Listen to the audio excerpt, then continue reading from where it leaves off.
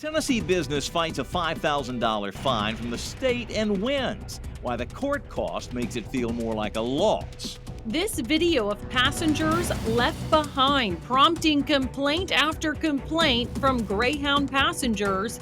Tonight, a former driver weighs in. And using the military for mass deportations, the roadblocks ahead for the Trump administration. Trash trouble along metro greenways, the finger pointing when it comes to who's responsible. Plus, keeping students safe in schools, the issues surrounding school resource officers. Fox 17 News at 9 starts now. Middle Tennessee's only primetime news. This is Fox 17 News at 9, your Code Red station.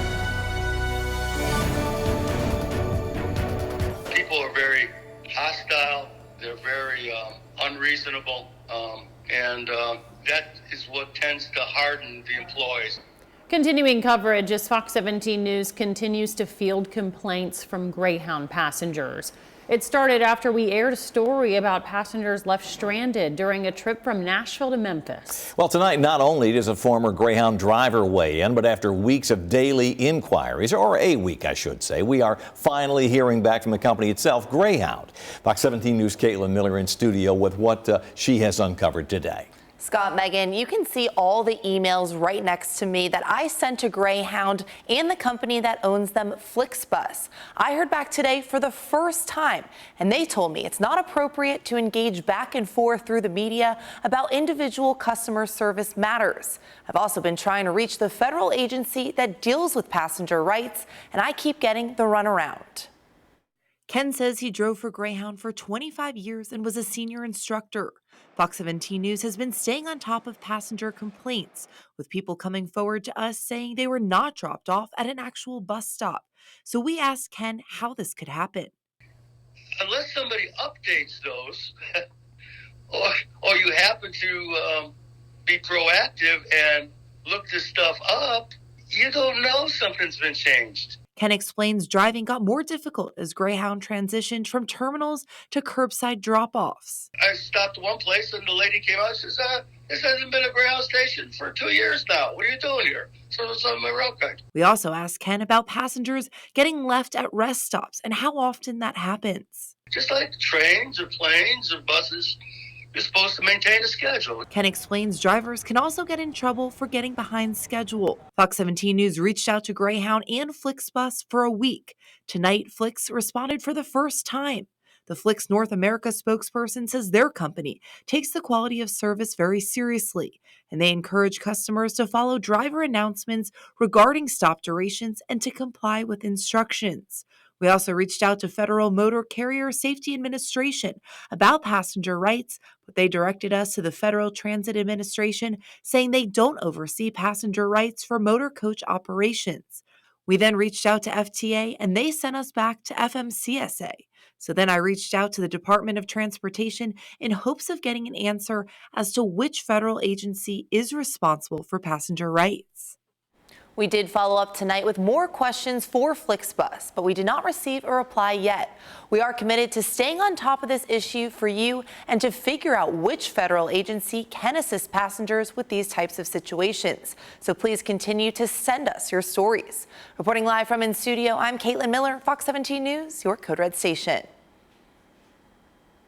Have you had an issue with a Greyhound bus trip? We want to hear from you. Scan the QR code there on your screen to get in touch with us, or you can head to our website, fox17.com, to tell your story. Again, scan that QR code there on your screen. It will take you directly to a Contact Us page.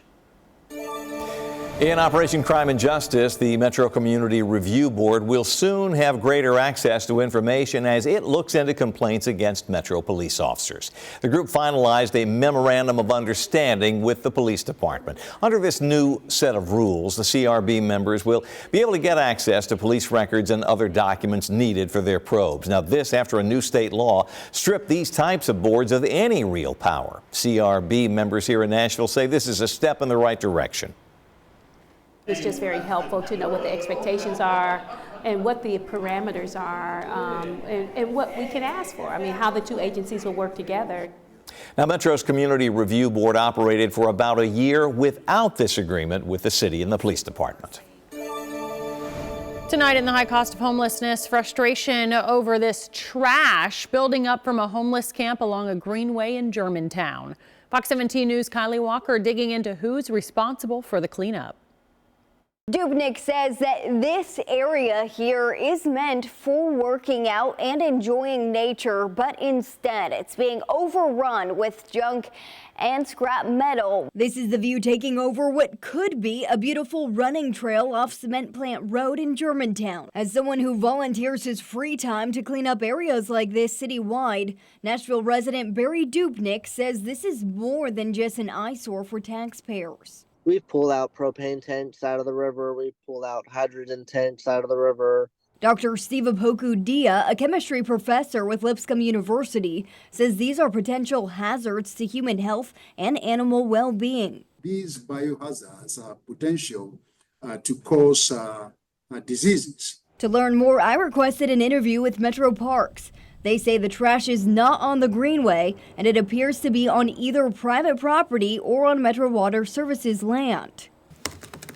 I then reached out to Metro Water Services. They say there are several parcels along this stretch that are owned by various entities, and they will look into it. Through a property record search, I am also independently working to find who owns this particular parcel. All these different agencies within the city are just complaining to each other. Let's just get it done. Let's not talk about it. Dubnik says he'll give his best, but this isn't a one-man job. With steep drop-offs and fast-flowing water down there, Dubnik tells me he also worries about homeless people falling into the river and then not being able to come up.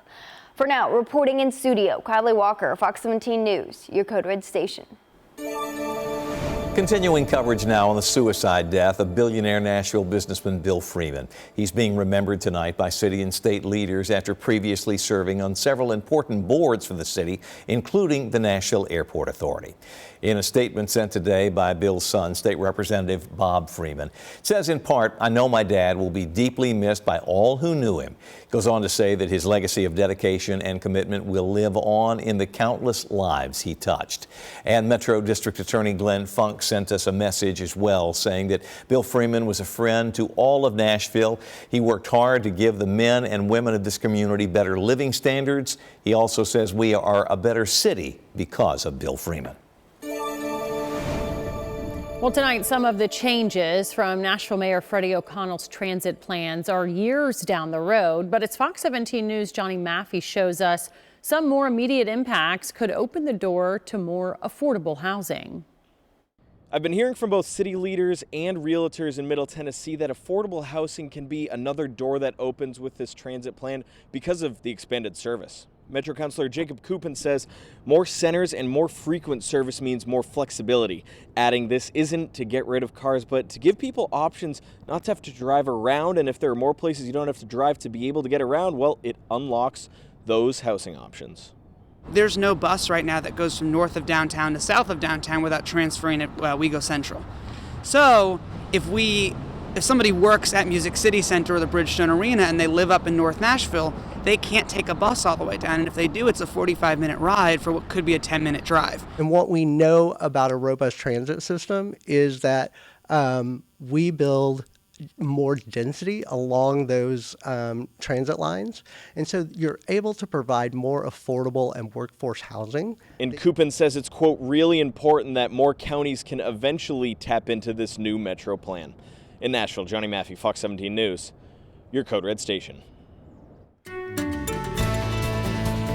We've got some rain moving in overnight. A lot going on this week, in fact, but in the very short term, the rain is going to be the first that we see here. Colder air will arrive later this week, and the potential for not only frost, but maybe our first freeze here in Nashville for the fall season. Live look on Broadway, folks out and about enjoying the mild weather that we still have around.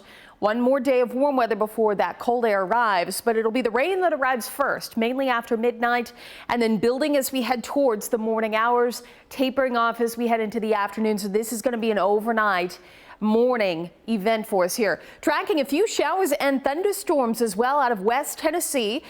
Severe weather not going to be a problem for us for tonight, but a decent line that is filling in here. So we'll see some rumbles, or at least hear some rumbles of thunder through the overnight, and see scattered showers across the area as we move into the early morning hours. Low temperatures stay very mild with the front to our west by tomorrow morning.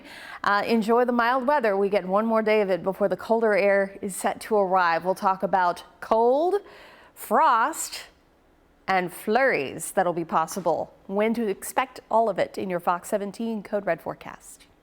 A small family business fights the Tennessee Alcohol Beverage Commission and wins. But at what a cost? Wait till you see the bill, and wait till you see what lawmakers are saying about the ABC. That story is next. Roadblocks ahead, the issues surrounding the president-elect's deportation plan.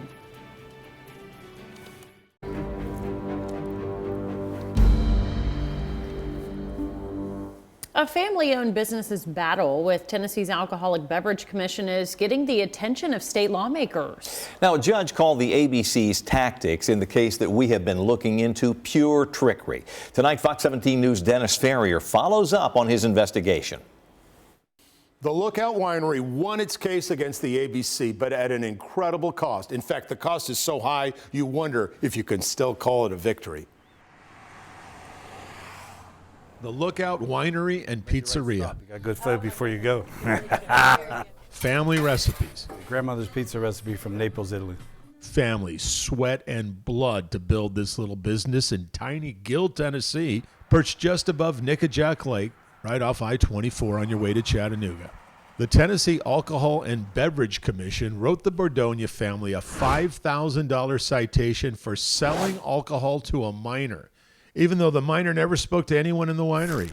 The adult agent ordered the wine and paid for the wine. Apparently, the teenager later scooped the wine up and walked out the door with it. This is not how it's supposed to happen.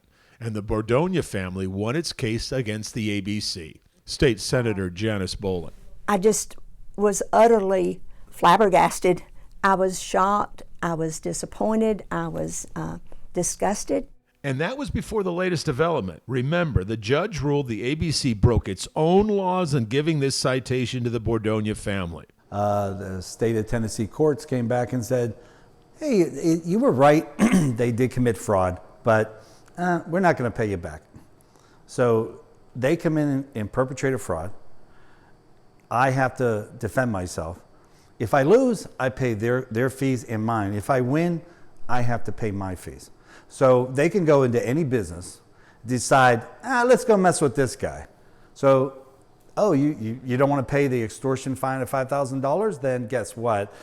Take us to court. The Bordonia spent $40,000 of retirement money winning this case. Let's do the painful math. They get the $5,000 ticket erased. It's gone. Fair. Today, the judge ruled that they do not get their $40,000 back. So they win in court, and they've lost $35,000 by winning. Oh, insult to injury or injury to insult. That's injury. $35,000 for a small business in my rural counties. The Bordonias fought for their family business, but they knew they were up against something big when the state lawyer refused to drop the case even after hearing the facts. The prosecutor should have never brought the case, because if she'd have done her job and looked at the statute which says the young man has to ask for the booze and pay for it, if she even asked them that question. Nashville State Representative John Ray Clemens is a lawyer and believes this might call for a change in the law so that from now on, if the state loses, the state pays. The last thing you want is the government having its thumb on small business owners in such a way that's unfair to them. We have regulations. We don't want minors to be sold alcohol, so the regulations are absolutely necessary. Enforcement is absolutely necessary, but it needs to be executed and carried out in a fair manner. And to the extent it isn't, there needs to be accountability for that. The state needs to be held accountable. And perhaps one way the state can be held accountable is by guaranteeing those attorney's fees. The ABC told us after our first story that it will use this incident to provide additional training.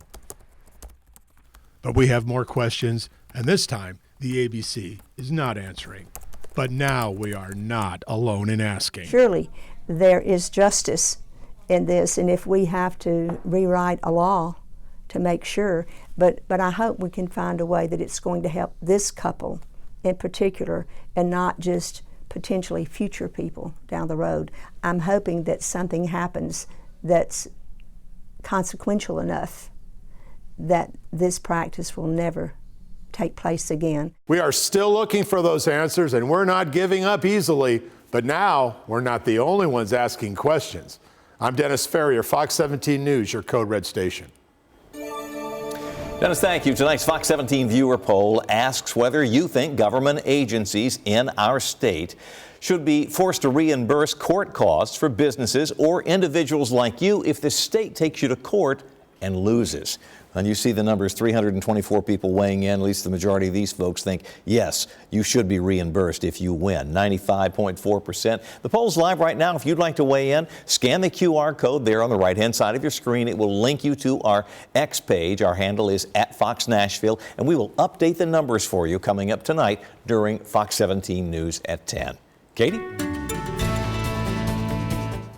Scott, as we head through the overnight tonight, we will be watching some showers march in. A lot of this happening after midnight and into the early morning hours of Tuesday. And that is just one of several things that are possible this week here. Beautiful shot from our Nissan Stadium camera. Again, quiet for now. But what to expect this week? We've got the rain coming in overnight and should clear by midday tomorrow. Wednesday is sort of our in-between day. We are going to cool down, noticeably cooler, in fact, with highs in the mid to upper 50s. It'll also be quite breezy out there with winds up to 20 miles per hour, some gusts as high as 30, maybe 35. But even colder conditions expected as we head into Thursday through Saturday. Temperatures struggling to reach 50 degrees, overnight lows in the 30s, easily looking at some frost across the area, and maybe perhaps some flurries with a system that is kind of clipping us from the north and east. We'll talk a little bit about that a little later.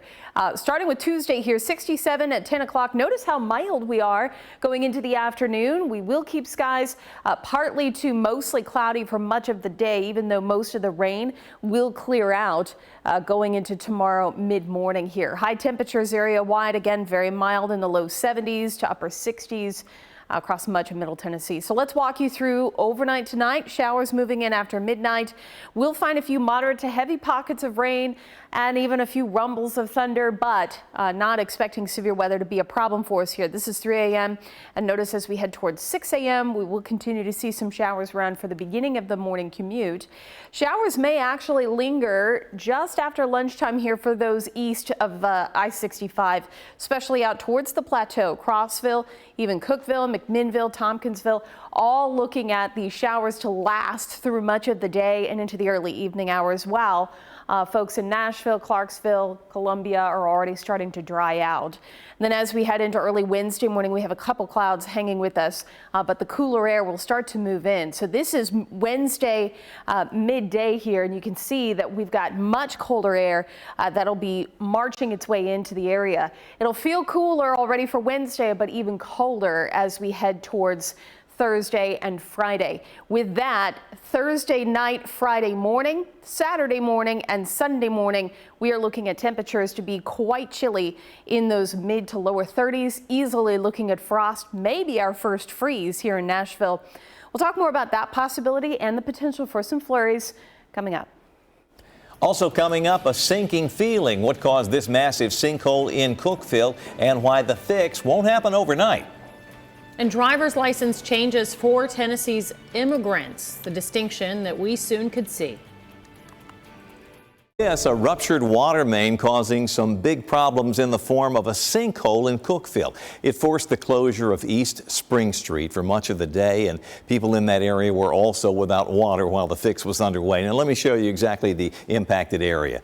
This is 70, which is also East Springs Road, just off the interstate in Cookeville, if you know the area. The break is located here between Whitson Chapel on this side and Watauga on this side, so we're talking about right in this neck of the woods. Again, not far from I-40. And Cookeville's Mayor Lauren Wheaton tells me that the broken water line that caused all the trouble here is roughly 70 years old.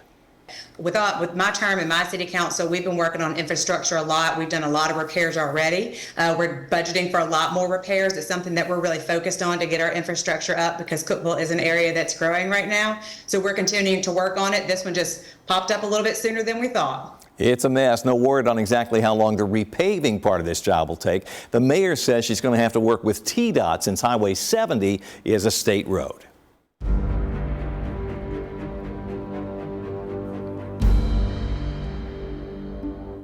Fox 17 News investigates couples rocked by a now defunct Nashville fertility clinic. The growing frustration for former patients who say they could not get any answers as they underwent treatment. Some of those patients now remain at a standstill as time is running out. You took our money. You probably took our last 2 chances to have children. What's next for these former patients? That's Tuesday on Fox 17 News at 9. Still ahead tonight, proof of citizenship, the plan to make your status here in Tennessee visible on your driver's license. And deporting migrants on day 1, the president-elect's plan and what a local expert says about the legal implications. Covering the Capitol tonight, changing your state ID to reflect your citizenship status. That is the plan that one state lawmaker is pushing. Fox 17 News' Madeline Nolan explains the process. The legislation says U.S. citizens here in the state of Tennessee would have a different colored driver's license than those who are not a U.S. citizen. Now, this bill is in the very early stages of the legislative process, but it was filed last week by State Representative Scott Sapicki. Fox 17 has reached out to him, but has not yet heard back. We also reached out to TURC, or the Tennessee Immigrant and Refugee Right Coalition. Now, they told us that they believe that this legislation is a continued waste of taxpayer dollars that does nothing but divide Tennesseans. The sole purpose of this bill is to attach a scarlet letter to immigrant and refugee residents who have gone through the legal process to obtain a Tennessee driver's license, right? This would unfairly punish them and put them at risk of discrimination and profiling due to their nationality. All of us go through the same process to get a driver's license, and this bill is only dividing people based on how they came to call Tennessee home. Now, in the state of Tennessee, a person with no documentation is not eligible for a driver's license. If this bill gets a Senate sponsor and passes during this upcoming legislative session, it would go into effect in 2026. This is something that we will continue to follow as the legislative session begins in January. In the studio, I'm Madeline Nolan, Fox 17 News, your Code Red station. President-elect Trump saying it is true. He will order the military to help with mass deportations of migrants when he returns to office. The news is leading to some legal questions. Joining us now is Dr. Robert Barsky from Vanderbilt University Law School. Thanks for being here. My pleasure. Thank you. Well, Dr. Barsky, you've written a few books on migrants here in the U.S. Is using the U.S. military in this way on U.S. soil allowed? I think we'd have to back up a little bit and say, is this process itself allowed? Is it justified? Is it justifiable? And is it legally substantiable? I think not. He has invoked the Alien Enemies Act, which has as you know, a very sordid past. And it is not applicable for peacetime. So the question, I think, at the beginning should be, what are we doing in the first place before we ask whether or not we're going to use the military to do this? President-elect Trump won the popular vote and the electoral vote, and issues at the border were a top concern. Things like drug trafficking, the cartels, crime, violence, terrorism. How do you see this process moving forward for the United States? Well, if we talk about drug trafficking, for example, or if we talk about illegal actions, then we're talking about policing of criminals. It's very different from talking about people who have committed a misdemeanor by crossing the border. So I would imagine if there's going to be some sort of a consensus, it would have to be built on doing some sort of assessing who in fact poses criminal risk to the country and pursuing those people, as opposed to pursuing those people who have crossed a border or overstayed a visa without proper documentation. So I think that would hopefully be one way of crossing the aisle and saying, okay, we're going to actually make this into an issue of policing people who are actually committing crimes. I think the question would be, if we're going to talk about the legality, the question really becomes, how do we regularize those people who are here rather than trying to deport them and create the confusion, the risks, the violence, the fear that will result in. A lot to figure out here. Dr. Barsky, thank you so much for your time and weighing in on this very controversial topic. My pleasure. Let's talk a little bit more about this colder air that is expected to arrive as we get into Wednesday. So we will see that noticeable cool down by Wednesday, but it'll turn even colder as we get into Thursday and into Friday. I'm expecting highs on Wednesday in the mid to upper 50s, but then we get into Wednesday night, the temperatures will drop into those low to I'd say mid to upper 30s, low 30s than expected as we head towards the end of the work week here. So early Friday morning, we are looking at temperatures in those mid to lower 30s here. In fact, maybe even a degree or two cooler. I do think that frost will be likely in a lot of locations here, and we could be looking at a freeze, especially out toward the Cumberland Plateau. The coldest part of the day, or I should say the week, looks to be on Saturday morning. And this would be, if we are at 32 or colder here in Nashville, would be our first fall freeze of the season. A very late fall freeze for us here. It would be the first time that we dip below the freezing mark. Other locations could be in those upper 20s for early Saturday morning. So it does look like the coldest air will arrive for Friday afternoon with highs in the 40s, and then overnight into Saturday morning with lows expected in the upper 20s to low 30s. More on where we might see some flurries coming up in your Fox 17 Code Red forecast. The Democratic blame game is ongoing as the fallout from November's election results continues. I'm Matt Gelke in Washington, and I'll have the latest coming up. Also add leaving our schools vulnerable. We'll tell you what's fueling a nationwide shortage that could be putting our children at risk. In politics tonight, Democrats are still trying to regroup after a disastrous election cycle. But as Fox 17 News' Matt Galka shows us, some right now can't seem to agree on what the party's next move should be. Late-night comedian and host Bill Maher skewered Democrats as the fallout from November's election losses continues. I will conclude by saying the reason I'm so mad at the Democrats is because as a voter, the issues that were important to me were democracy and the environment.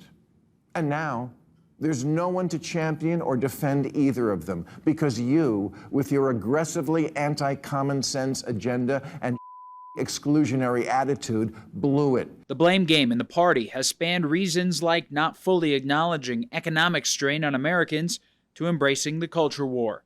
Massachusetts Democratic Congressman Seth Moulton has faced mounting pushback for saying Democrats spend too much time trying not to offend anyone when talking about not wanting his daughters to play against biological males in women's sports. Donald Trump and other Republicans made transgender issues a central part of the last few weeks of the campaign. The backlash I've received for even raising the issue proves my point, that we have trouble as a party just simply having discussions about these complicated issues, and we need to. Progressive protesters demonstrated near Moulton's Salem office in a Neighbors Against Hate rally over the weekend. Democrats have yet to come to a consensus about exactly what went wrong after losing the presidency and control of Congress. But some are warning it's going to be a long stretch if the party continues to focus on outrage and not messaging. It's still not even Thanksgiving yet. And if we're having meltdowns, every tweet or every appointment or all those things, I mean, it's going to be 4 years. Ohio Democratic Senator Sherrod Brown lost his re-election bid, but his advice for his party was a little simpler. Focus on the American worker and rebuild trust as more working class voters seem to be flocking toward Donald Trump. Reporting in Washington, I'm Matt Gelke. During that story, we had a QR code on screen that would link you to a poll asking why you think the Democrats lost on Election Day. And here are the results. 380 votes come in. The vast majority of our viewers, anyway, say they think that they're simply the Democrats being out of touch with voters. 66%. 10% says it was about the candidates, and 23.9% say it was the policies. Our thanks to all who took time to vote. Struggling to find school resource officers in Tennessee. What's behind the shortage and the impact to school safety? Also had another deadly E. coli outbreak, this time linked to carrots. We'll tell you which brands you should throw out.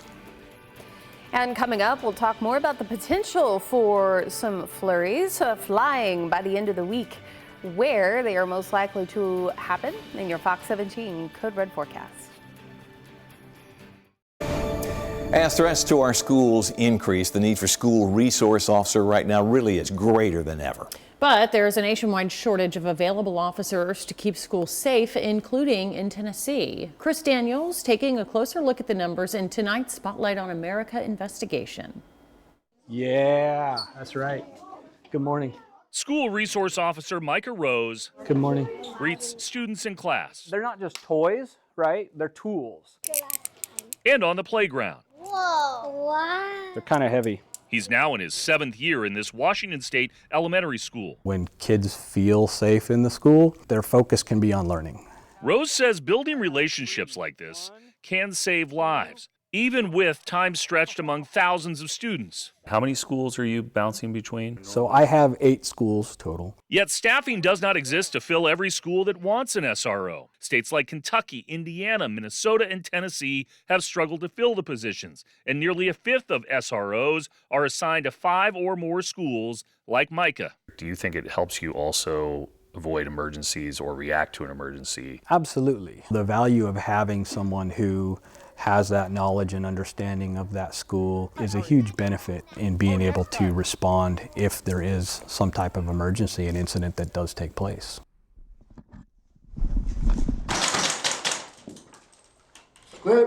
It is why 1,500 miles away in rural Arizona, drills like this are taking place. Spotlight on America was invited to watch active shooter training at a rural Arizona school to allow officers a chance to practice in a classroom setting where a familiar SRO isn't on standby. What it comes down to is that there just aren't enough officers. We only have a little over 300 school resource officers for roughly 2,700 K-12 schools in the state of Arizona. So that's a bit of a math problem. Mike Kurtenbach is the Arizona Department of Education School Safety Director. So it puts chiefs and sheriffs in a very difficult situation. They see the value of school resource officers, establishing partnerships, relationships, and being there in the event that a bad thing happens, but there aren't enough officers to go around.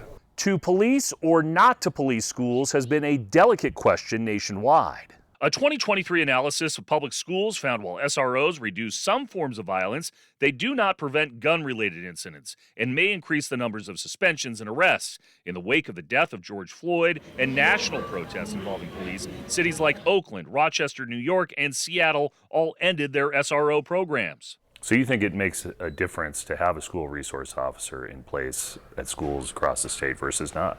Well, I think it's critically important to have an officer on campus.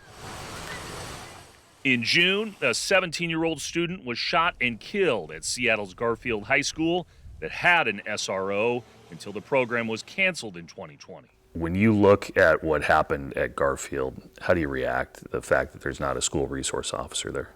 Disappointment, really, because I know from personal experience that school resource officers are so often able to interrupt things long before they happen. Have a good day.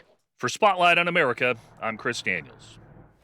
Fox 17 News continues to track issues with SRO programs here in our state, the volunteer state, including one SRO in Cannon County who had to patrol 3 different schools. That has changed since last year, the county now getting an SRO for every school. Tennessee state lawmakers approved $140 million to at least offer the funds so that every school could have an SRO following the Covenant School shooting here in Nashville back in 2023. In Crisis in the Classroom tonight, a Seattle woman accused of threatening mass violence at Metro Christian Academy in Nashville. Police say 27-year-old Ya Adril Puku sent threatening emails several weeks ago to multiple school employees, forcing administrators to cancel classes the next day. Police say Puku accused her ex-husband of sending the emails in an attempt to regain custody of their child. Puku arrived in Nashville today and police arrested her at the airport.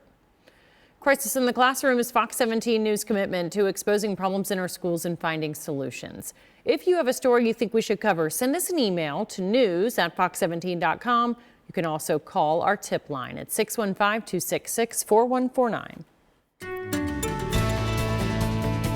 Still quiet this evening here. Most of the rain well to our west, but it will fill in as we head into the overnight hours. Here's a live look from our Metro Center camera. And real quick here, we'll take a look at the radar. We are tracking some of these showers mainly up in West Tennessee and now into western Kentucky. A couple of these may actually stray into portions of Trigg County here. So we'll put a quick track on these, and I'll say they're moving at about 40 miles per hour. Some rumbles of thunder possible here, but we are not expecting severe weather to be an issue for tonight. So no severe weather, but some pockets of rain along with heavy downpours. That'll all be possible. Most of this coming in as we head into the overnight hours. So as we wake up tomorrow morning, we are going to be looking at some showers and a few rumbles of thunder around. Mild conditions, though, for the morning commute and anything else that you may want to be out doing early, beginning at 6 o'clock in the morning. Fall freeze dates, again, the average first fall freeze is around the 1st of November. We're well past that, and now we are knocking on the territory here of the latest first fall freeze, which occurred on the 27th of November in 2009. But again, it does look likely, I would say, this week, late this week, that we are going to be dealing with temperatures around the freezing mark. So then the question becomes, what about any snow chances? There is actually a little piece of energy that'll be pushing through the Ohio Valley, and some of that may actually clip Tennessee. So we are on flurry watch for the week, mainly for the Upper Cumberland region and the Plateau area. It'll just depend on where this decides to kind of settle. So we take you through Thursday morning. This would be the first chance at a few flurries here through southern Kentucky. This is 12 noon. As we head into the afternoon hours, maybe mixing with a light rain. But notice as we head through Thursday night and then early Friday morning, the potential for more light snow showers, some flurries possible. This would be more light snow showers from Future Track for Friday morning. And again, this is east of 65 that we're talking about here, especially in those higher elevations. So that is something we will keep an eye on. Right now, I would say no impact expected. Just kind of exciting to see the first snowflakes of the season. Here's a look at your 7-day forecast. We drop from 72 on Tuesday to the upper 40s on Friday morning, or Friday afternoon, I should say. Morning lows near freezing.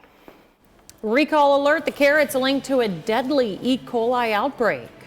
And sitting too long at work?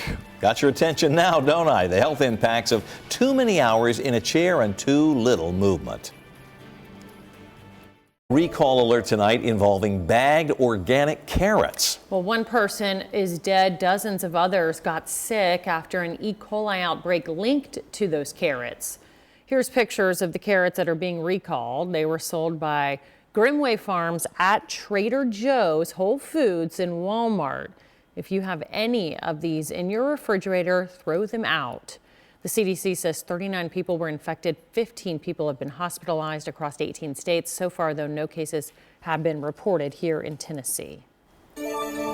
In health news tonight, if you are sitting more than 10 hours a day, you need to get up and get moving. A new study in the Journal of the American College of Cardiology shows increased cases of stroke, heart attack, and heart failure among people who are mostly sedentary. Researchers looked at more than 90,000 people and found that even getting a good workout at the end of a long day where you sit a lot couldn't undo the effects from long bouts of sitting. Well, a special night for country music in Nashville, a celebration for those behind the song.